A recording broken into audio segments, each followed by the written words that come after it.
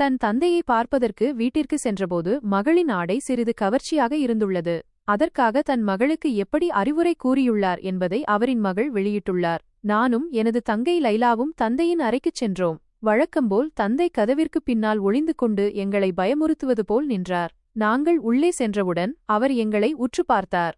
எங்களை அருகில் அமர்த்திக் கொண்டு என் கண்களை நோக்கி நேராக பார்த்து, செல்ல மகளே, இந்த உலகில் மிக மதிப்புமிக்கதாக இறைவன் படைத்த அனைத்தும் மறைக்கப்பட்டவையாகவும் இன்னும் பெறுவதற்கு மிக கடினமாகவும் தான் உள்ளது.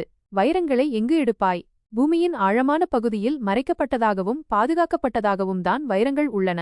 முத்துக்களை எங்கு எடுப்பாய்? கடலின் ஆழமான பகுதியில் அழகான சிப்பிக்குள் மறைக்கப்பட்டதாகவும் பாதுகாக்கப்பட்டதாகவும் தான் முத்துக்கள் உள்ளன.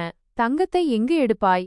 சுரங்கத்தினுள்ளே அடுக்கடுக்கான பாறைகளுக்குள்ளே மறைக்கப்பட்ட நிலையில் அதை எடுப்பதற்கு நீ மிக கடினமாக உழைக்க வேண்டும். என்னை உற்று நோக்கியவராக, உன்னுடைய உடல் புனிதமானது. வைரங்கள் முத்துக்களை விட நீ புனிதமானவள்.